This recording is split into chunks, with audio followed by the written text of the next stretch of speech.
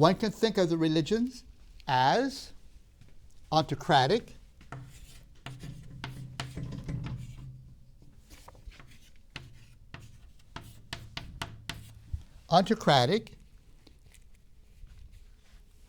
or transcendent,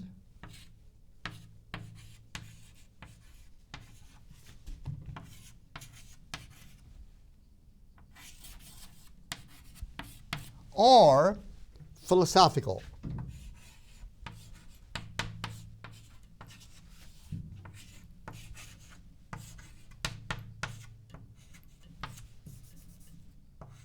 Or philosophical.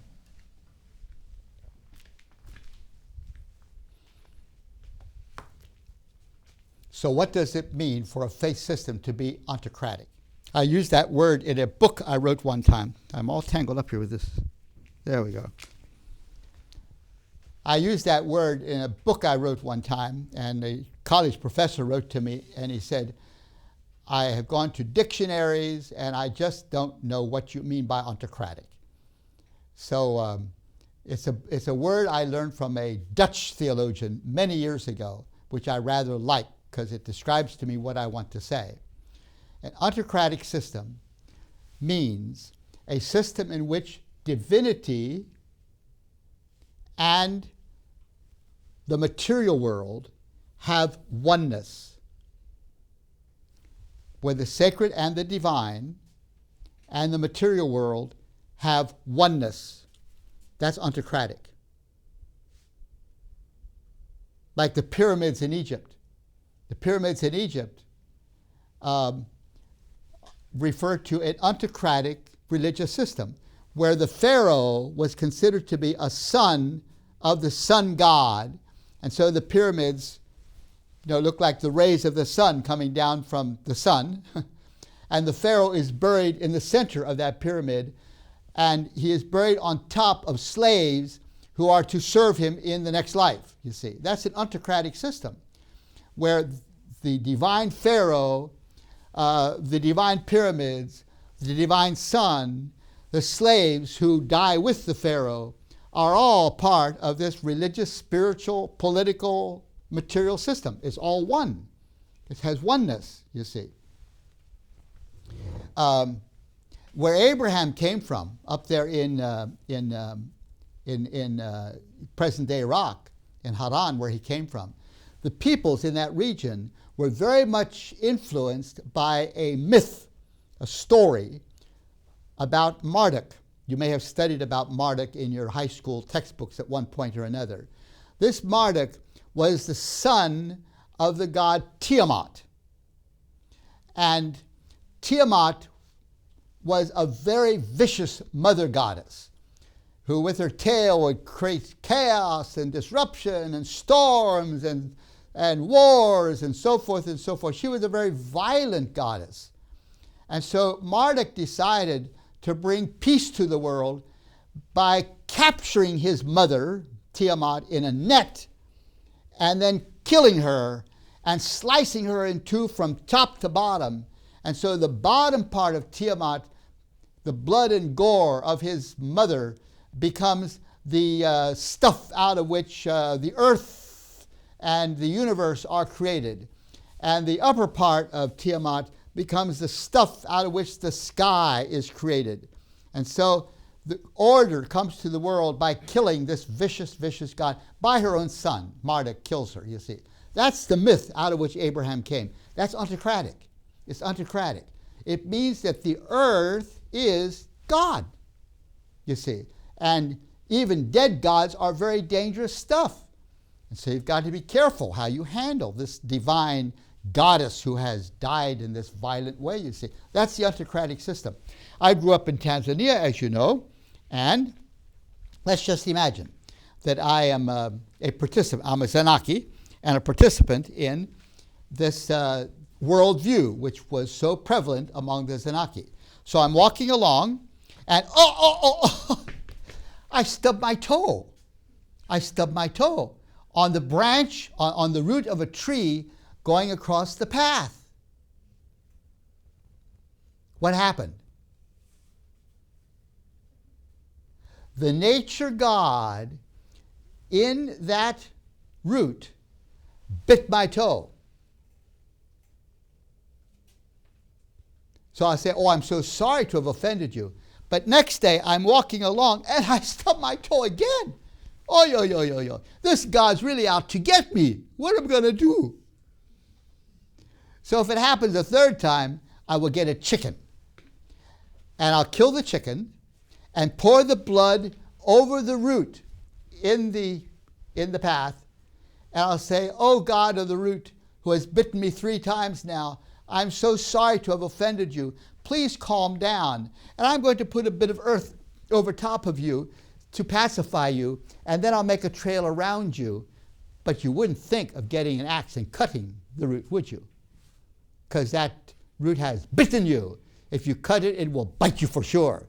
But you offer the sacrifice of a chicken, so it will stop biting your toe, so that you can now walk the path in peace. Autocratic worldview. You see, where the gods and the material reality have oneness. They're together. They have oneness. Okay? Now that is a prevalent worldview all over the world. In fact, you might recall from your reading of the Bible that when Israel occupied Canaan, many times we read in the scriptures that they would cut down the trees on the hills, the groves of trees on the hills. Why did they do that?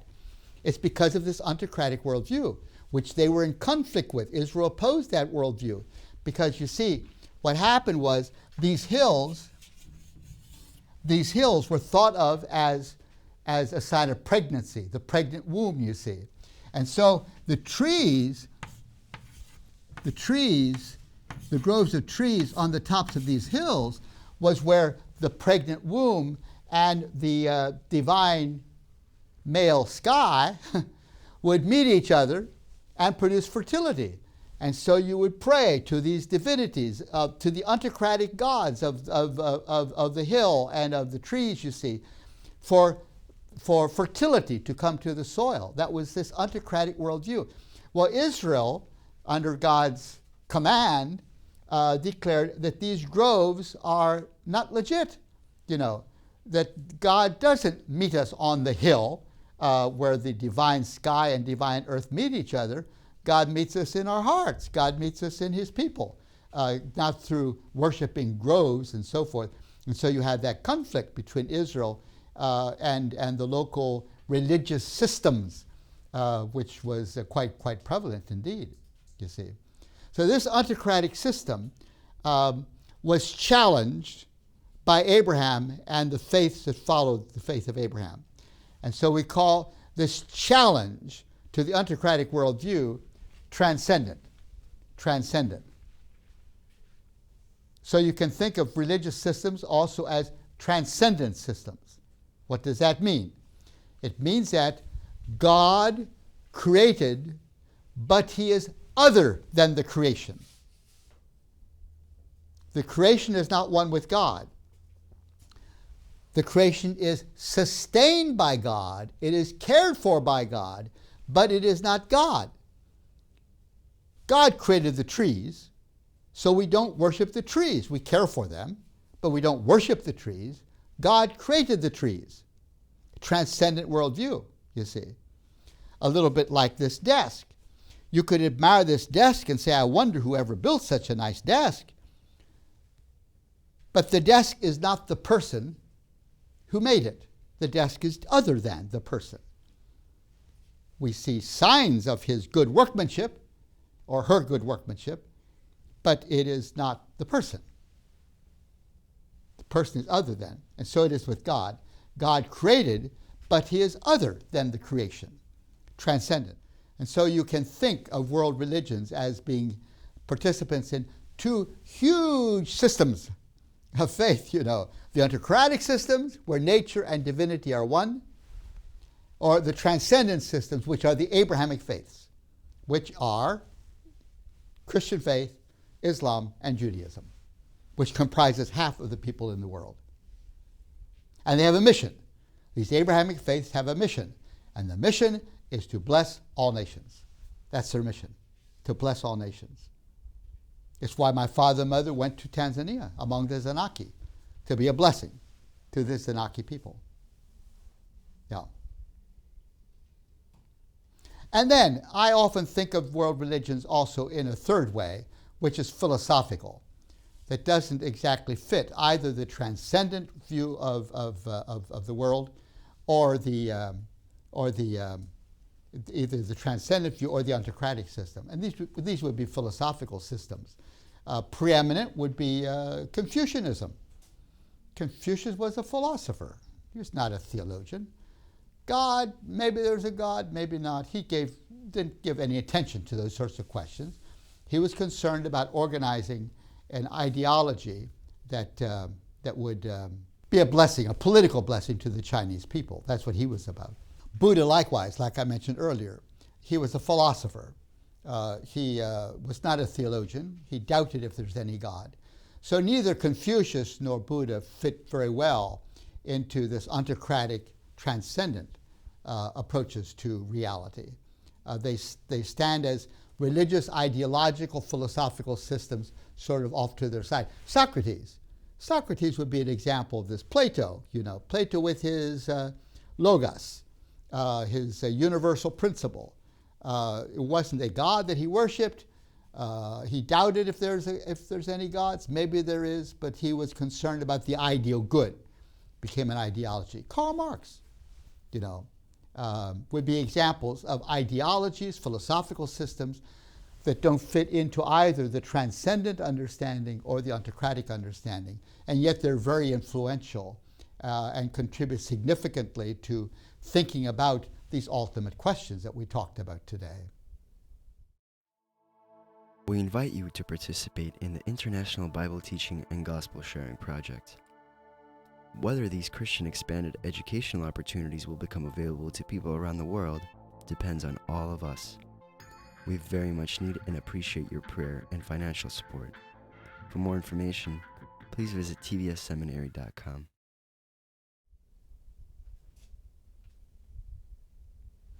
Now, and then this brings us to the last point in my outline here, which is that some religious systems are missionary and some are not missionary. And the ones that are missionary are those that believe they have a mission to the whole world, which would be particularly Buddhism, Islam, and Christianity. These are faith systems that do marshal, oftentimes, sending of missionaries to societies where their faith or philosophy or theology is not known, to proclaim this conviction that they carry. And that's particularly true of the Muslim movement and the Christian movement, and to some extent also of the Buddhist movement. Yeah. Of these faith systems, which would be the ones that would be growing the most rapidly today? In terms of children, Islam is doing very well, growing very rapidly. But when you consider conversion growth, meaning people who are not either Muslim or Christian and are seeking for a faith for the new world, for the new age in which we live today, there generally it's the Christian church that is growing the most rapidly. I was just in China very recently at a university, and the university authorities were telling me that the estimate in China is that there's now 200 million Christians in China, which is just phenomenal when you think that back in 1972, there was probably not more than 2 million Christians in China. So there's very rapid growth of the church in many parts of the world today. I grew up in East Africa, as you know, which is now about 60-70% Christian. When I was born, there was almost no Christians at all. And so you do find considerable growth, particularly within the Christian movement. But Islam is also experiencing some growth, but mostly, I would say, through children. I think that one of the special challenges that Islam has in its missionary effort is the need to embrace Arabic. The Quran is revealed in Arabic. The prayers are said in Arabic. And in a world today where people want to pray and worship in their own mother tongue, the Christian church, with its message that God meets us in our own language. At Pentecost, people from every nation under heaven where they're praying and praising God in their own language, that you don't need to leave your language. You embrace your language in the worship of God. I think that message by the church is extremely attractive. That old woman there among the Zenaki I told you about, who held up that tattered Gospel of Matthew, the first book ever published in Zenaki, and she says, this book tells all about it. This book tells all about it. It was written in Zenaki, her own language, you see. So she could worship and praise God in her own language. She didn't need to learn to know another language. That is a huge asset that the global church has in its global missionary involvement.